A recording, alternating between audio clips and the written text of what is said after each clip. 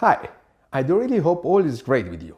Within this class, we are going to present what it is necessary to create FPGA kernels, assemble the FPGA program, and to compile the Amazon FPGA image or AFI.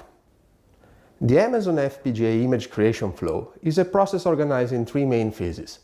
The first one is the kernel creation phase. The second one is the platform compile assemble phase. And finally, the third one is the Amazon FPGA image creation phase.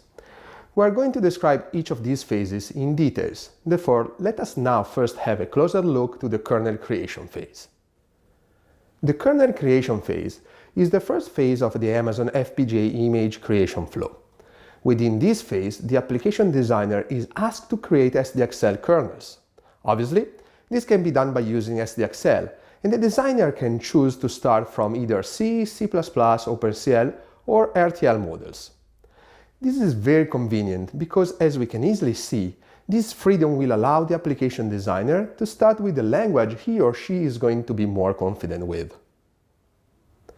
We do have several ways to start our design, and kernels can be realized by using either C, C++, OpenCL, or RTL code. There is a kind of standard and widely adopted way to describe the kernel's design, and this starts from the lowest level language, RTL, up to the highest one, OpenCL. Therefore, let me start by presenting you how to create an SDXL kernel from an RTL code.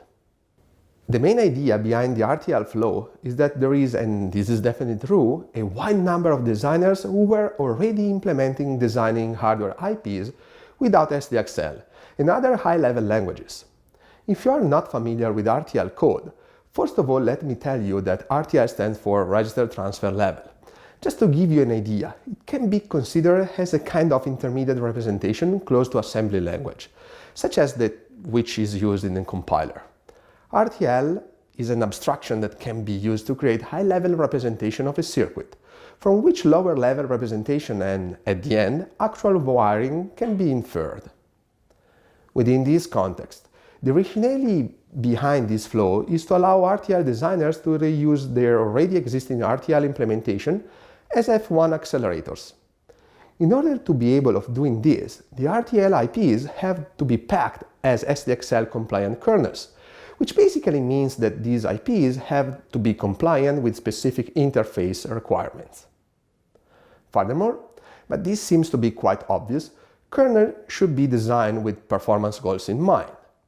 This means that whenever designing a kernel, we do have always to keep in mind, as an example, interface bandwidth, memory accesses, physical design, and timing closure. Being able to pack RTL IPs into SDXL compliant kernels may not be an easy process. To ease application designers' life, SDXL comes with a component to guide them through the RTL kernel creation, the SDXL RTL kernel wizard. The SDXL RTL kernel wizard assists in packaging existing RTL IPs as kernels.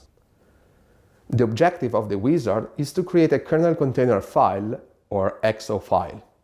The XO, which includes all the information needed by SDXL to use the kernel, kernel XML metadata, RTL files, Vivado IP project. SDXL kernels can be packaged as XO files, which are later linked to produce the FPGA design. Within this context, the XO files are therefore the key building blocks used by SDXL to assemble the final FPGA design. As we know, RTL is not the only language description that can be used to generate an SDXL kernel. SDXL kernels can also be obtained by starting with C, C++, or OpenCL descriptions.